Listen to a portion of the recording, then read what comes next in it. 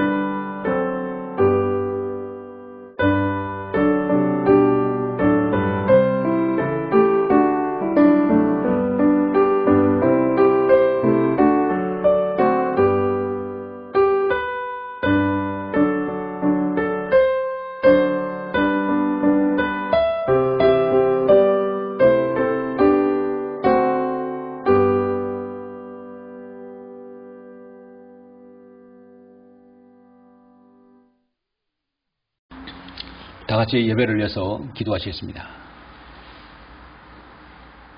존귀하시고 거룩하신 주 하나님 아버지, 감사를 드립니다. 허물과 죄들 가운데 죽었으며 영원히 저기서 멸망할 수밖에 없는 저희들을 주님의 그 크신 사랑과 하나님에 대한 구원계획을 통해서 예수 그리스도께서 이 땅에 2000년 전에 오셔서 우리를 위한 모든 구속사역을 이루시고 그 보배로운 피로 우리를 구속해 주심을 감사합니다. 이제 주님의 자녀가 되어서 하나님의 자녀된 특권을 누릴 수 있도록 저희들 인도하여 주심을 감사합니다.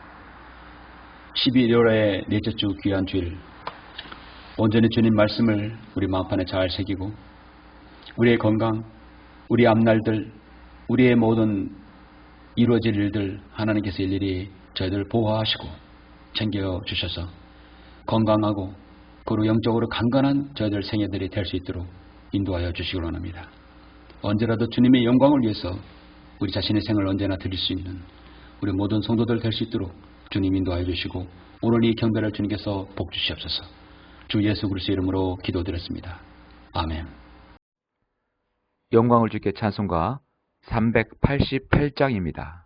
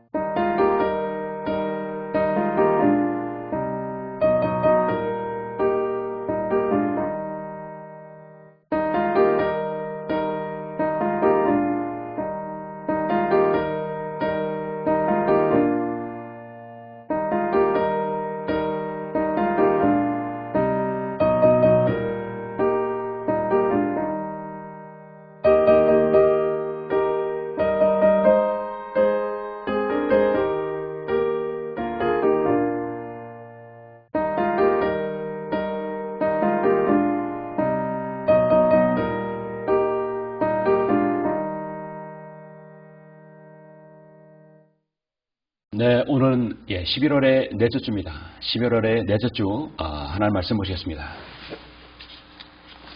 이제 늦가을이 깊어갑니다. 이제 겨울의 초입에 다가오고 있죠. 그런 시점에서 하나님 말씀을 보시겠습니다. 오늘 말씀은 구약성경 시편 62편 말씀입니다. 시편 62편 5절부터 12절까지의 말씀입니다.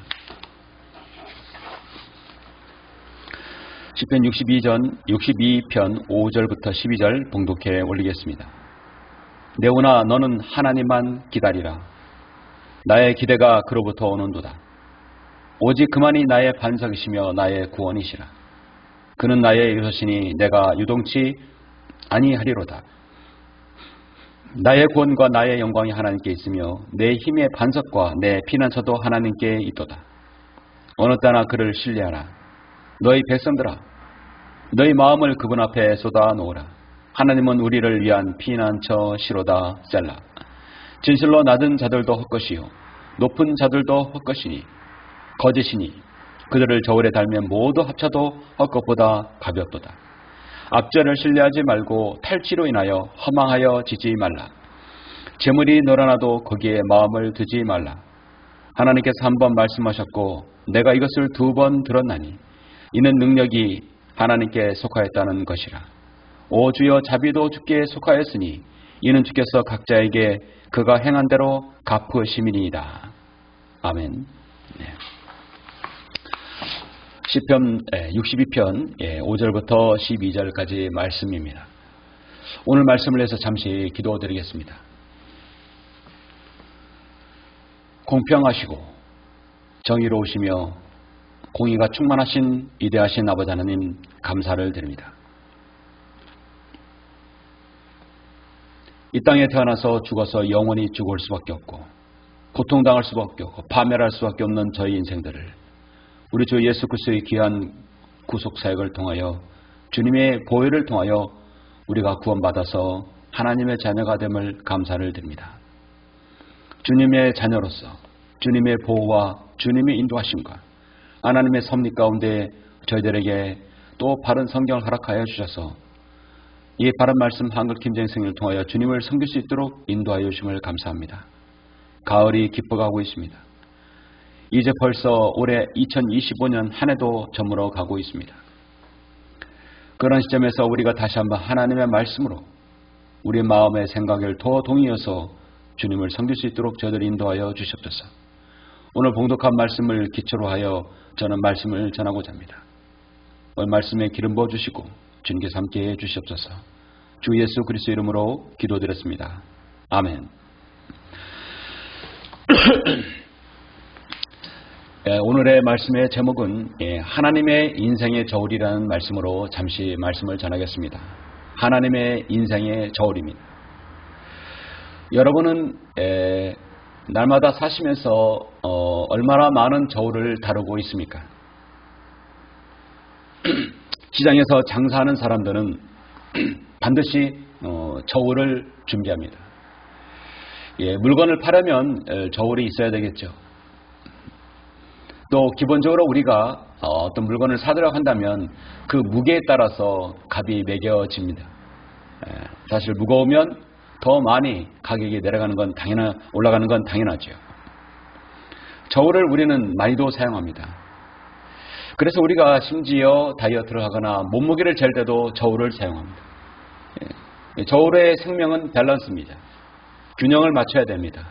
그래서 저울은 밸런스 스케일이라고 하죠. 이 저울은 질의 원리를 이용해서 물체의 질량을 측정하는 도구인데요.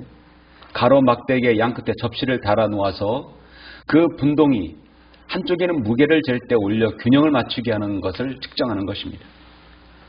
보통 어떤 것이 더 무겁냐? 수평을 균형을 이루는 것입니다. 보통 관공서에 이렇게 보면은 정예의 예신상이 이렇게 만들어져 있고 그려져 있죠. 이거는 아스트라라이가가 인간의 선악을 지어서 운명을 결정할 때 사용하였던 정의의 저울대로 알려져 있습니다. 이 신화에 의해서 보통 정의 여신상이 이렇게 그려져 있고 또 동상으로 만들지요. 그래서 이 저울이 하늘에 올려져 별자리가 되었는데 황도 별자리 중에 유일하게 생명이 없는 도구로 상징합니다. 법과 사법부의 상징으로 사용되며 만민에게 평등하고 공정한 판결을 내린다는 것으로 의미합니다. 손해목이라는 시인이 인생의 저울이라는 제목으로 시를 하나 지었는데 잠깐 여러분에게 소개합니다. 인생은 언제나 저울 위에 놓여 있다. 한쪽엔 양심이, 한쪽에는 욕심이 자리한다. 양심은 깃털처럼 가볍고 욕심은 돌덩이처럼 무겁다. 무거운 쪽으로 기울면 언젠가는 중심을 잃고 쓰러진다. 욕심을 덜어내야 비로소 균형이 생긴다. 가벼운 마음이 가장 단단한 무게다. 자, 무엇인가 우리에게 일러주는 것이 있죠. 우리 인간에게는 욕구에 의해서 움직입니다. 인간의 행동과 선택은 다양한 욕구에 기반을 둡니다. 욕구는 우리가 인생을 살아가는 데 있어서 생존과 직결되기도 하며 삶의 의미를 갖고 인생을 살아가는 이유가 되기도 합니다. 이러한 욕구를 이해하고 적절히 다루는 것이 개인적인 성장과 관계 형성 그리고 행복한 삶의 중요한 요소이기도 합니다. 인간의 욕구에는 다양한 것들이 있습니다. 무엇인가를 먹고 싶고 또 자고 싶고 본능에 가까운 욕구로부터 또 다이어트를 하고 싶다는 욕구나 돈을 벌고 싶다는 욕구, 권력을 또 세상의 명예를 차지하고 싶은 그런 욕구가 복잡한 욕구들이 자기 안에 늘 내재되어 있습니다. 그래서 인간의 행동은 항상 욕구를 가지고 저울질을 당합니다. 내가 어떤 욕구라는 것을 잡아쳤을 때 내가 뭘 하고 싶다는 것, 그에 반대되는 극부가 있죠. 분명히 무게가 내려가는 쪽이 우리는 거기에서 마음이 정하고 행동을 하게 되어 있습니다. 나는 당장 누워서 핸드폰을 볼지 뛰쳐나가서 달리기를 할지 결정하는 그 순간 결과가 나타나게 되겠죠. 결국 우리는 스스로 늘 자신에게 스스로 저울질을 하게 됩니다. 이 욕구의 저울질은 자기의 가치를, 자기의 목표를 얼마나 잘 이해하고 구체적으로 가지고 있는지 또 얼마나 잘 실행하고 있는지를 나타냅니다. 자신이 건강해지고 싶은 욕구가 있고 편안하게 쉬고 싶다는 욕구를 저울질할 때 항상 그에 반대되는 것, 항상 존재합니다. 그래서 다이어트를 하고 싶은데 그러면 때로는 음식을 절제해야 되겠죠? 운동을 해야 되겠죠? 그러나 쉬고 싶은 것, 먹고 싶은 것 항상 무게가 저울질되는 것이죠. 끊임없이 우리는 욕구에 의해서 스스로 저울질을 하게 됩니다. 성경에서 저울에 대한 최초의 언급은 레위기 19장 35절에서 제시합니다. 최초의 언급, 최초의 단어는 어디에서 나오냐? 그 단어가 의미하는 바가 바로 그 모든 것을 통칭하는 것이라고 성경은 말씀합니다. 레위기 19장 35절에서 너희는 재판에 있었으나 자로 재는 일에나 저울로 다는 일에나 측정하는 일에 어떤 불의도 행하지 말라. 재판도 그렇고 자로 재는 것도 그렇고 저울에 다는 것은 절대로 불의가 있어서는 안 되는 것이죠. 공정해야 한다는 것입니다. 자로 재는 것, 또 저울에 다는 것, 장사꾼은 공정해야 된다는 거죠. 저울을 속이면 안 된다는 것이죠. 재판관은 반드시 거기에 권력과 돈과 어떤 명예가 거기서 작용해서는 안 된다는 것입니다. 법불악이라는 말이 있습니다. 이 사자성어의 뜻은 법은 귀한 자에게는 아부하지 않는다는 뜻으로 법을 집행하는 것이 공정하고 법률은 모든 사람에게 평등해야 한다는 말입니다. 여러분 오늘날 현실이 어떻습니까? 법이 정치와 결탁하고 돈과 결탁하고 돈을 받고 수수해서 법을 구부러지게 합니다. 판결이 굽게 하게 합니다. 저는 우리나라 사법부가 이 나라 법관이 판사가 재판관이 얼마나 중요한지 요즘 정말 실감하게 됩니다. 국민 여러분들도 실감하게 되겠죠. 또 그런 현실입니다. 판사는 기본적으로 사법고시 합격해서 사법연수원에서 연수를 받고 선서를 합니다. 나는 법과 양심에 따라서 국민의 생명과 재산과 안전을 지키겠다고 분명히 약속합니다. 그런데 이런 판사들이 자신의 법과 양심을 저버리고 나라의 흥망서쇠를 좌우한다는 사실, 얼마나 개탄스러운지 모릅니다. 대통령이 12월 작년 3일날 정당하게 계엄령을 선포하고 이 나라 국민의 자유민주주의를 수호하기 위해서 계엄령을 선포했다면 정당한 것이고 법과 절차에 따라서 한 것인데 그게 왜 내란입니까? 그런데 헌법재판소는 그것이 내란으로 그리고 법과 절차에 따라서 하지 않았다고 해서 윤석열 대통령을 파면시켰습니다. 이런 헌법재판소의 8명이 완전히 8대0으로 구부러진 것입니다. 이로 인하여 대한민국은 지금 6개월 동안 얼마나 순환을 겪고 범죄자 대통령이 이 나라를 다스리면서 얼마나 나라가 기울고 있습니까? 재판관, 판사가 나라의 흥망성쇠를 주장한다는 게 이게 현실로 정말 우리가 피부로 느껴집니다. 그래서 올바로 판사를 결정을 내리지 못하는 판사는 정말 개판사입니다. 헌법재판관의 현재의 모든 것은 개판사들이죠. 완전히 이 땅에 썩어 없어져야 할 판사들입니다. 이제 와서 그때 판결이 잘못됐다고 한다면 무슨 소용이 있습니까? 그러므로 지난 윤석열 대통령의 파면 결정은 헌법재판관의 판결은 잘못된 것이고 모든 것은 무효가 되어야 합니다.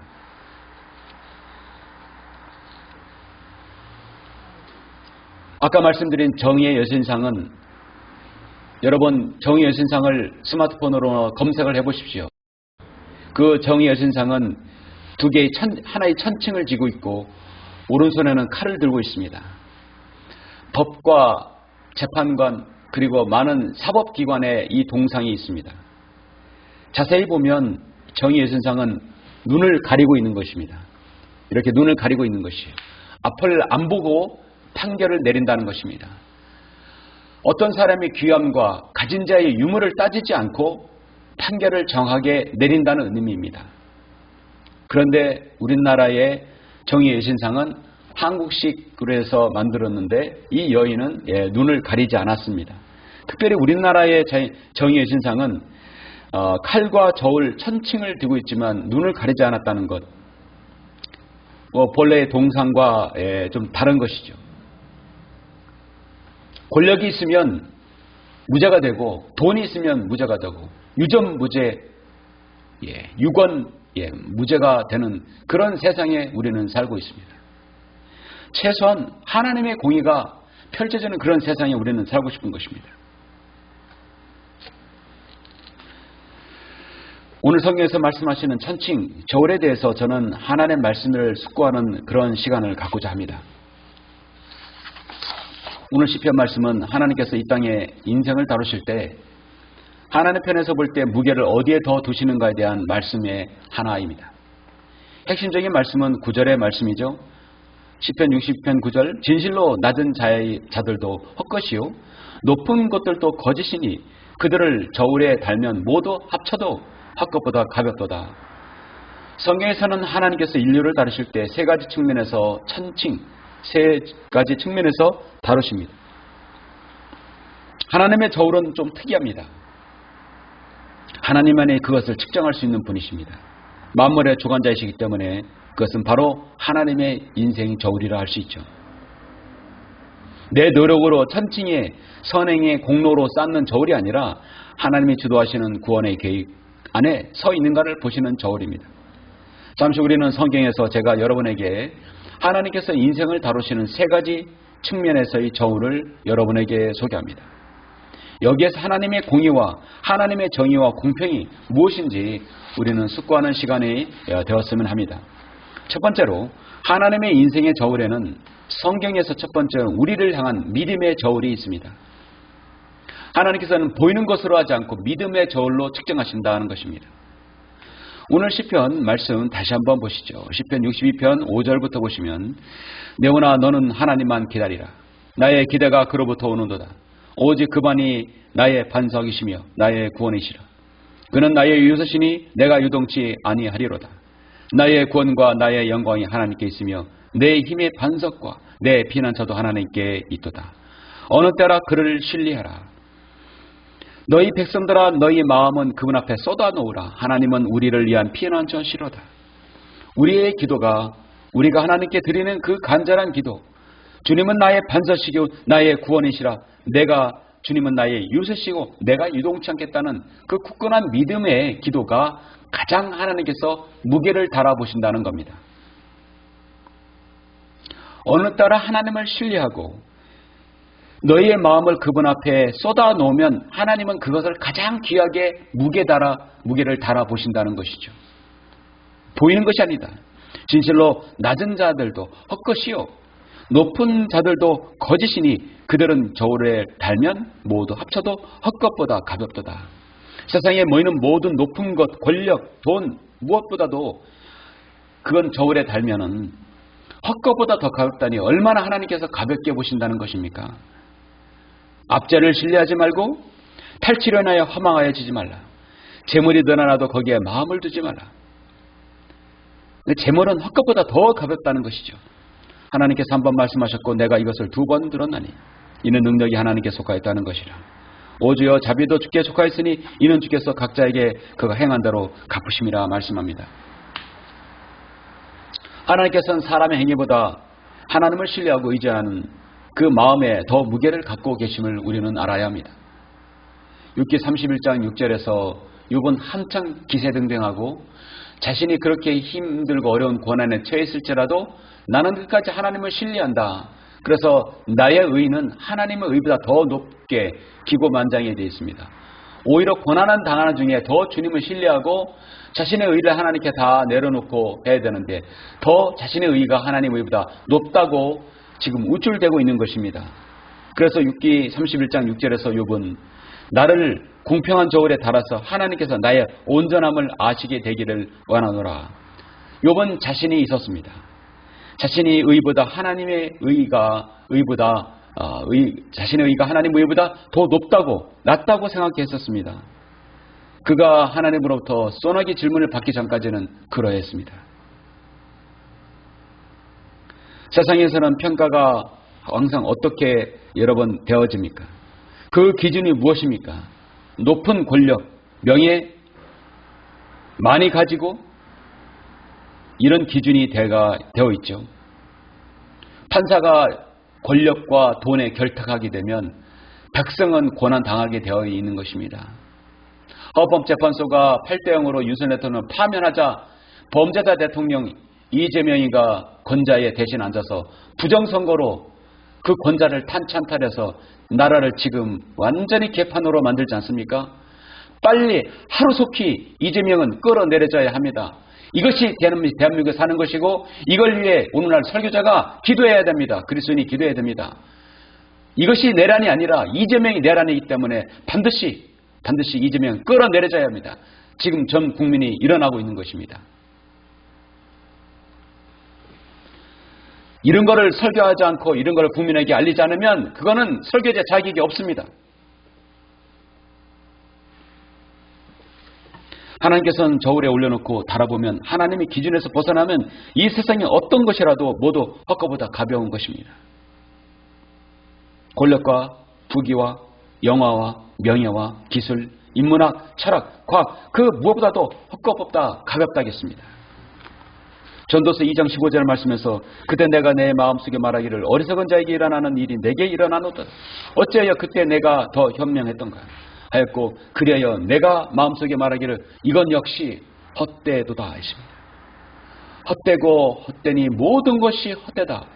솔로몬이 가보니까 먹어보니까 가졌으니까 해보니까 하나님 말씀의 진리보다 모든 것은 헛되도다 했습니다. 그 헛것보다 더 가볍다겠습니다. 그러면 우리에게 있어서 무엇이 그 세상 모든 것보다 더 무거울까요? 이거는 예수 그리스도를 믿는 그 믿음입니다. 그 복음 앞에서 여러분의 태도 가장 무겁고 여러분의 믿음이 가장 무거운 것입니다. 2차 세계대전이 끝나고 얼마 되지 않았을 때의 일입니다. 영국에서 일어난 일인데요. 한 부인이 식료품 가게에 들어왔습니다. 성탄절이 가까우자 성탄절 만찬에 아이들을 먹을 수 있을 만큼의 그 식료품을 이제 구하기 위해서 이 식료품 가게에 들어왔습니다. 여인은 돈이 없었습니다. 식료품 주인이 돈이 얼마가 있냐고 물어보니까 남편이 전쟁에 나가서 죽어서 기도밖에 정말 아무것도 드릴 것이 없다. 전쟁에 나가서 죽었으니 얼마나 궁핍한 삶을 살았겠습니까? 주인은 당신의 기도를 종이에 써서 저울에 올려놔 주시오.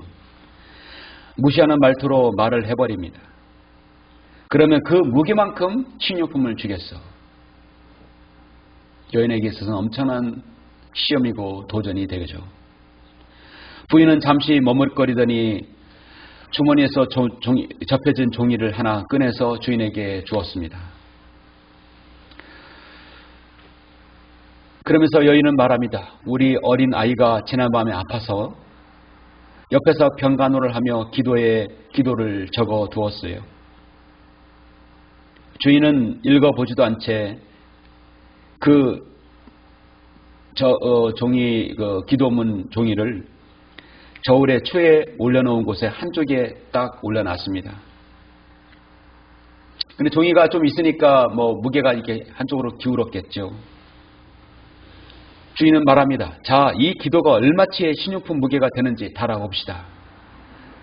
그리고 무게가 내려가는 만큼 견딜 수 있는 만큼 내가 식료품을 주겠어. 그래서 빵 한 덩어리를 올려놨습니다. 놀랍게도 저울은 꿈쩍하지도 않았습니다. 기도문이 더 내려왔다는 것이죠. 다른 식료품을 올려놓았는데도 저울은 꿈쩍하지도 않습니다. 주인은 당황합니다. 드디어 저울이 더 이상 올려놓을 수 없게 되니까 주인은 말합니다. 당신이 봉지에 식료품을 마음대로 담아 가시오 하고 퉁명스럽게 말합니다. 여인은 눈물을 흘리며 감사하다고 몇 가지 식료품을 챙겨서 돌아갔습니다. 무엇 때문에 그 저울이 꼼짝하지 않았을까요? 사실은 저울이 고장난 거였습니다. 주인은 저울이 고장난 것을 알 수가 없었습니다. 저울이 고장난 것을 얼마 뒤에 알았던 것이었어요. 그 주인은 몇 년 동안 가끔 의아해하며 그때 일이 정말 우연이었을까? 왜 그 부인이 미리 기도를 써가지고 왔을까? 왜 그 부인이 저울이 고장났을 때 하필 그때 왔을까? 그는 부인이 적은 기도문을 종종 읽곤 합니다. 그때 부인이 적은 기도문에는 이렇게 쓰여 있었습니다. 주여, 오늘 우리에게 일용할 양식을 주시옵소서. 하나님께서는 그녀의 기도를 들어주셨던 것이죠. 기적적으로 저울이 내려가지 않는 것이 아니라 고장난 것을 몰랐던 것이죠. 모든 상황은 하나님께서 관장하시는 것입니다. 기도의 기적은 일어납니다. 기도의 무게는 하나님께서 항상 더 가치 있게 다루십니다. 믿음의 무게는 하나님께서 보시기에 정말 무겁습니다. 그 세상 어떤 것보다 무겁습니다. 오늘 하나님께서 나를 저울에 올리신다면 나의 가장 무거운 것은 바로 여러분이 하나님을 향한, 오늘 말씀에 하나님을 향한 그 믿음의 기도입니다. 주는 나의 반석이시요 나의 구원이시라. 그는 나의 유저시니 내가 요동치 아니하리로다. 기도가 늘 자기 중심이 아니라 십자가의 중심으로 기울어져야 합니다. 내 믿음이냐 바로 십자가냐. 항상 십자가는 무게가 무겁습니다. 그래서 여러분의 기도로 그거를 평형을 이룰 수 있는 것이죠. 내가 좀 더 잘하고 내가 좀 더 착하고 내가 좀 더 행위로 한다면 하나님께서는 그 저울은 꿈쩍하지도 않습니다. 여러분이 그 기도로 하나님의 그 믿음의 저울을 움직일 수 있는 것이죠. 내가 예수 그리스도 안에서 의롭다 하심을 받은 사람답게 은혜에 합당한 삶을 살고 있다 한다면 잠언 24장 22절 말씀대로 마음을 감찰하시는 분이 어찌 주시하지 아니하시겠느냐 성경은 말씀합니다. 하나님의 믿음의 저울은 성경에서 두 번째로 하나님께서 세상에 대한 심판의 저울을 가지고 계십니다. 여러분 잠깐 다니엘 5장을 보시겠습니다. 다니엘 5장 먼저 1절부터 여러분 5절까지 보시겠습니다. 벨사살 왕이 벨사살은 바빌론의 마지막 왕이죠. 벨사살 왕이 그의 귀족들 1,000명에게 큰 잔치를 베풀고 그 1,000명 앞에서 술을 마시니라. 지금 술 마실 때가 아닌데 전쟁이 코앞에 있는데도 술 마시고 있죠. 벨사살이 술을 마시는 동안 그의 아비 느부갓네살이 예루살렘에 있는 성전에서 취해온 금은 기명들을 가져오라고 명령하였으니 이는 왕과 그의 고관들과 왕의 아내들과 후궁들이 거기에다 술을 마시려 함이었더라. 성전의 기명을 빼앗아쓴 것을 거기다가 술을 마신다. 보통 간땡이가 푼 게 아니죠. 그때 예루살렘에 있던 하나님의 집에 성전에서 취해왔던 금 기명들을 가져오니 왕과 그의 고관들과 왕의 아내들과 후궁들이 그것들로 술을 마셨더라. 그들이 술을 마시고 금으로 만든 신들과 은으로 만든 신들과 노수로 만든 신들과 철로 만든 신들과 나무로 만든 신들과 돌로 만든 신들을 찬양하더라. 5절 바로 그 시각에 한 사람의 손에 손가락들이 나와서 촛대 맞은편 궁전 회벽에 글을 쓰니 왕의 글을 쓰는 그 손가락을 보니라. 그러자 왕의 안색이 바뀌고 그의 생각이 그를 괴롭게 하여 그의 허리 골절이 풀리고 무릎이 서로 부딪히더라. 사시나무 떨듯이 다들 그 엄청난 하나님의 손이 글을 쓰는 것을 보고 놀랐던 것이죠. 그래서 전국의 많은 마술사 점성가들을 불러 모아서 그 쓴 글씨를 한번 해석해 놓으라는 것입니다. 그래서 쭉 넘어가셔서 25절 보니까 기록된 글은 이것이라겠습니다. 메네 테겔 우파르시니 메네 테겔 우파르시니 시리아 이 언어죠. 그것을 해석은 이러하니 메네는 하나님께서 왕의 왕국을 헤아려서 그것을 끝내셨다 함이요. 테겔은 왕을 저울에 달았더니 부족함이 나타났다 함이요. 페레스는 우파르시는 왕의 왕국이 나뉘어서 메대인들과 페르시아인들에게 주어진다 함이라 하더라. 자, 메네 테겔 우파르신 우리 성경을 어느 정도 공부하면 다 알 수 있는 내용이죠. 하나님께서 너의 왕국을 달아보니까 그 끝이 왔다. 너를 저울에 달아보니까 부족함이 보였으며 너의 왕국을 나누어서 메대 페르시아에게 넘어갈 것이라는 하나님의 이 준엄한 선포였습니다. 메네라는 것은 세다라는 것이죠. 내가 너의 통치 기간을 한번 헤아려 보니까 테겔은 무게를 달다라는 뜻입니다. 천칭의 추를 한번 달아본다는 것입니다.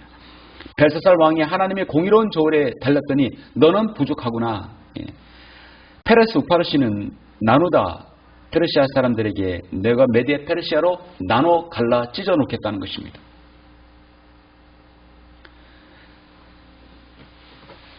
느부갓네살의 예루살렘 성전을 쳐들어와서 온 성전을 회파시키고 성벽을 회파시킨 다음에 그 금은 기명 거룩한 그릇으로 술을 마신 하나님을 모독하는 연연을 베풀었습니다.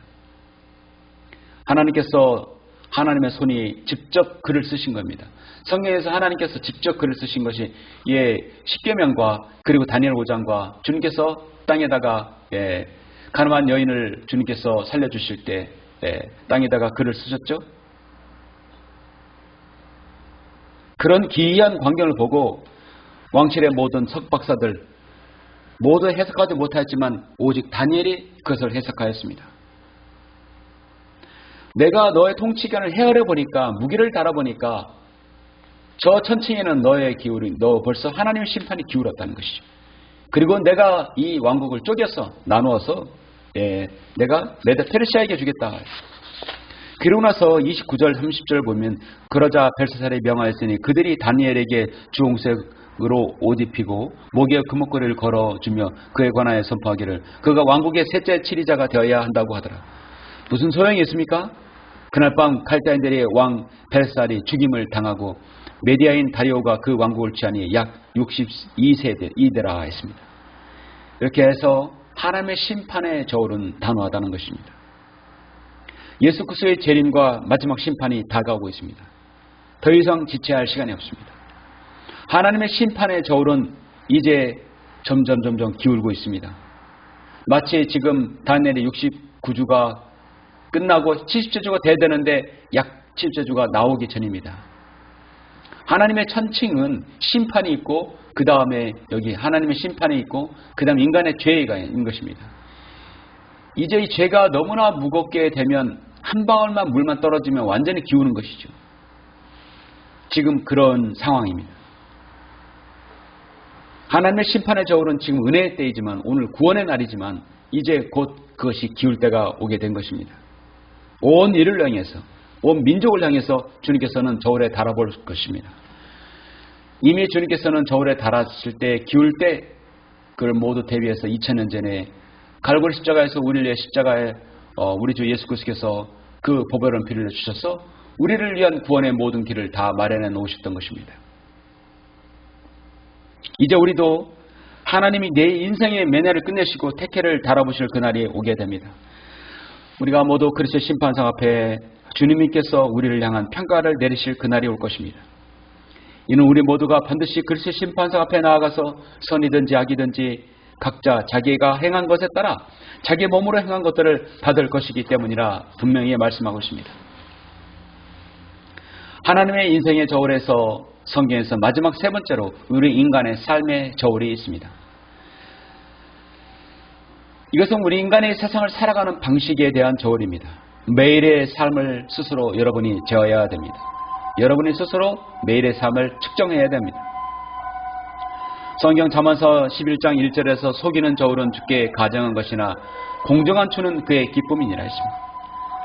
공정한 저울과 평행추는 주의 것이요 주머니 속의 모든 추들도 그의 작품이라 했습니다. 잠언에서는 이렇게 저울과 추에 대해서 말씀하는데 이것은 인간이 스스로 저울을 속이지 말라는 뜻입니다. 이것은 스스로의 양심의 저울입니다. 이 땅에 있는 모든 사람에게 향한 하나님 말씀입니다. 그리스도인에게는 기도의 저울이 있고 또 하나님께서 심판의 저울이 있고 우리 인간의 삶에는 저울이 있다는 것이죠. 잠언 20장 10절에서 상이한 저울추와 상이가 상이한 배는 둘 다 주께 가정한 것이니라. 잠언 20장 23절에서 상이한 저울추는 주께 가정한 것이며 속이는 저울은 좋지 못한 것이니라 분명히 말씀합니다.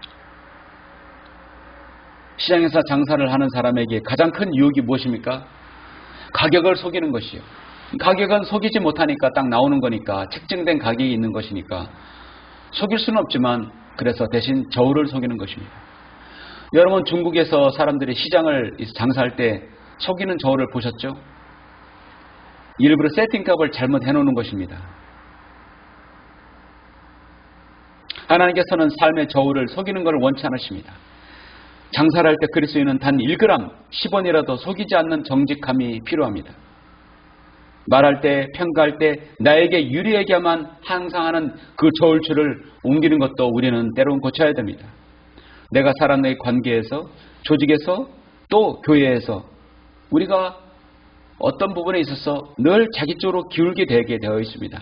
그게 인간입니다. 그래서 우리는 그것을 조심해야 됩니다. 성경 로마서 12장에서 아무에게도 악을 악으로 갚지 말고 할 수 있거든 너희에게로 너희로서는 모든 사람과 더불어 화목하라. 악에게 지지 말고 선으로 악을 이기라 했습니다. 우리 삶의 저울추의 천칭은 늘 선이 악을 이겨야 무게가 내려가야 되는 것입니다. 하나님의 저울은 복수와 미움보다도 용서와 화해와 선으로 갚아주는 것입니다. 요셉이 형들을 용서한 것처럼 다윗이 사울과 압살롬에게 끝까지 은혜를 베푼 것처럼 예수님께서 스데반과 함께 자신을 핍박한 그들을 위해 기도한 것처럼 우리의 삶 속에서도 늘 저울은 하나님 믿음 안에 기울어야 됩니다. 생활한 성도를 본 말씀을 맺겠습니다. 욥기 31장 6절에서 나를 공평한 저울에 달아서 하나님께서 나의 온전함을 아시게 되기를 원하노라 했는데요. 욥이 한참 하나님께 대한 자신의 의로 기세등등 했을 때는 그렇게 기도했지만 사실은 자신의 기도가 이렇게 되겠죠. 하나님의 공정한 저울에 달아서 나의 온전함이 되시기를 알게 되기를 바랍니다 라고, 그렇게 해야 겸손한 기도가 되겠죠. 이것이 바로 우리의 마음의 자세가 되어야 됩니다. 자신의 의가 하늘을 찌른다면 나의 공평한 저울에 달아서 나의 온전함을 하나님께서 아시기를 되길 바라노라. 이건 정말 교만한 기도입니다. 그러나 진정한 우리의 기도는 하나님의 공정한 저울에, 공평한 저울에 나의 기도와 내 믿음을 달아서 하나님께서 나를 아시게 되기를 바란다는 것. 그 기도가 가장 하나님 앞에 합당한 기도가 되겠죠. 오늘도 여러분의 믿음의 저울, 하나님께서는 심판의 저울, 그리고 삶의 저울을 여러분의 늘 스스로 달아야 됩니다. 내 공로가 아니라 예수 그리스도의 십자가를 내가 바라보고 붙들고 심판의 저울 앞에서는 오늘이 마지막 날처럼 깨워 우리는 준비해야 됩니다. 내 삶의 저울 앞에서는 하나님 앞에 공정과 선과 또 선으로 악을 이기고, 정말 욥의 마지막 고백처럼 내 모든 의는 다 하나님께서 아무것도 아니라는 그런 사실을 우리는 고백해야 되는 것입니다. 우리의 믿음의 저울, 여러분의 믿음의 저울은 주님 앞에서 세상의 모든 헛것보다 비교했을 정도로 가장 무게가 있고 하나님께 영광 돌리는 그런 생애가 되시길 간절히 바랍니다. 저는 이 시간 여러분에게 잠시 묵상할 시간을 드리고자 합니다. 제가 이 묵상의 기도를 할 때 잠시 눈을 감으시고 우리 함께 기도하는 시간 갖겠습니다.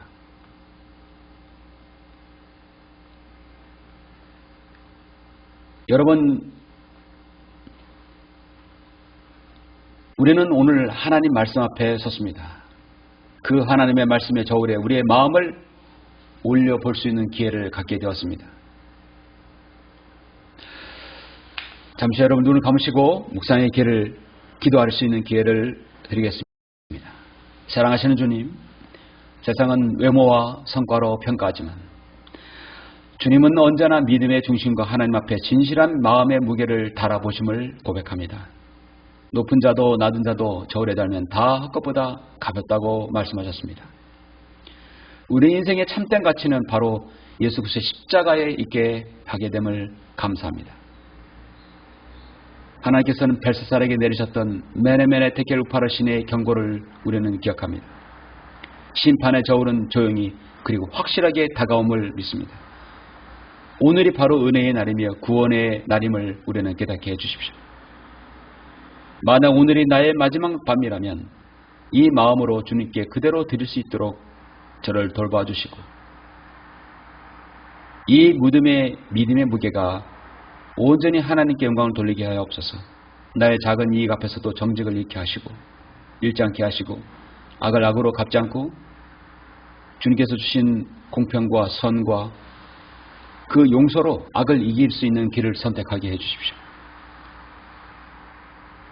정말 욥의 고백처럼 나를 공평한 하나님의 공평한 저울에 달아서 나의 온전함을 주님께서 아셔서 주님께 영광 돌리는 생애가 되게 하여 주옵소서.